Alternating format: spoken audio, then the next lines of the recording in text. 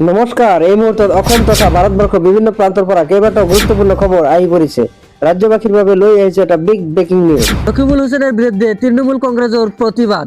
বিনাকান্দি সমষ্টি কংগ্রেসের ভিতরে প্রাক্তন মন্ত্রী রকিবুল হোসেনের বিরুদ্ধে তৃণমূল কর্মীসকলে তীব্র প্রতিবাদ রাজনৈতিক পরিবেশ উত্তল করে তুলিছে। মুখ্যমন্ত্রী ডক্টর হিমন্ত বিশ্ব শর্মার বিভেদ বিয়পা বাখন আর সংখ্যালঘু সম্প্রদায়ের বিরুদ্ধে করা বিতর্ক মন্তব্য সন্দর্ভত অভিযোগ উত্থাপন করে দাখিল করা একাধিক জনস্বার্থমূলক আবেদনের পাছত বৃহস্পতিবারে গুৱাহাটী উচ্চ ন্যায়ালয়ে জারি করে বিশেষ জাননী। এই গোচৰৰ পৰৱৰ্তী শুনানি অহা এপ্ৰিল মাহৰ দ্বিতীয় সপ্তাহত অর্থাৎ বহাগ বিহুর পাছত অনুষ্ঠিত হব। শুকুৰবাৰে ভাৰতলৈ আহিব কানাডাৰ প্ৰধানমন্ত্ৰী।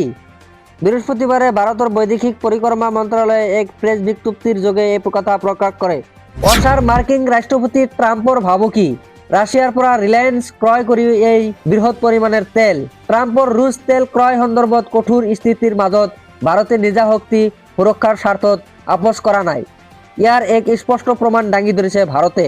জামুগুৰি তেলিয়াগাঁৱৰ 127 নং ৰাষ্ট্ৰীয় ঘাইপথত ভয়ংকৰ দুৰ্ঘটনাটোত মৃত্যু হয় 2জন ব্যক্তি আৰু এজন ব্যক্তি হয় আহত। ইছৰাইলত আজি প্ৰধানমন্ত্ৰী নৰেন্দ্ৰ মোদী দ্বিতীয়টো দিন। ইছৰাইলত উপস্থিত হোৱাৰ পাছত প্ৰধানমন্ত্ৰী নৰেন্দ্ৰ মোদীক ৰাজকীয় আৰম্ভণি জনাইছিল দেশখনে। মুখ্যমন্ত্ৰী ডক্টৰ হিমন্ত বিশ্ব শৰ্মা বিভেদ বিয়পা বাখন আৰু সংখ্যালঘু সম্প্ৰদায়ৰ বিৰুদ্ধে কৰা বিতৰ্ক মন্তব্য সন্দৰ্ভত অভিযোগ উত্থাপন কৰি দাখিল কৰা একাধিক জনস্বাৰ্থমূলক আবেদনৰ পাছত বৃহস্পতিবাৰে গুৱাহাটী উচ্চ ন্যায়ালয়ে জাৰি কৰা বিশেষ জাননী। এই গোচৰত পৰৱৰ্তী শুনানি অহা এপ্ৰিল মাহৰ দ্বিতীয় সপ্তাহত অর্থাৎ বহাগ বিহুর পিছত অনুষ্ঠিত হব।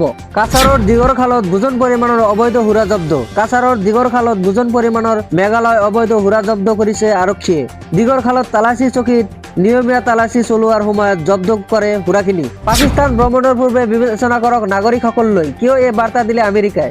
পাকিস্তান ভ্ৰমণৰ ক্ষেত্ৰত আমেৰিকাই নাগৰিকৰ বাবে লেভেল 3 পৰামৰ্শ আগবঢ়াইছে। অভিনেতা সলমান খানৰ পিতৃ তথা বিশিষ্ট চিত্ৰনাট্যকাৰ সেলিম খানৰ স্বাস্থ্যৰ অৱস্থা যথেষ্ট অৱনতি ঘটিছে। যোৱা 17 ফেব্ৰুৱাৰী হাস্পতালত ভৰ্তি হৈ থকা সেলিম খানৰ বাবে সামাজিক মাধ্যমত প্ৰাৰ্থনা কৰা দেখা গ'ল অভিনেতা আমিৰ খানক।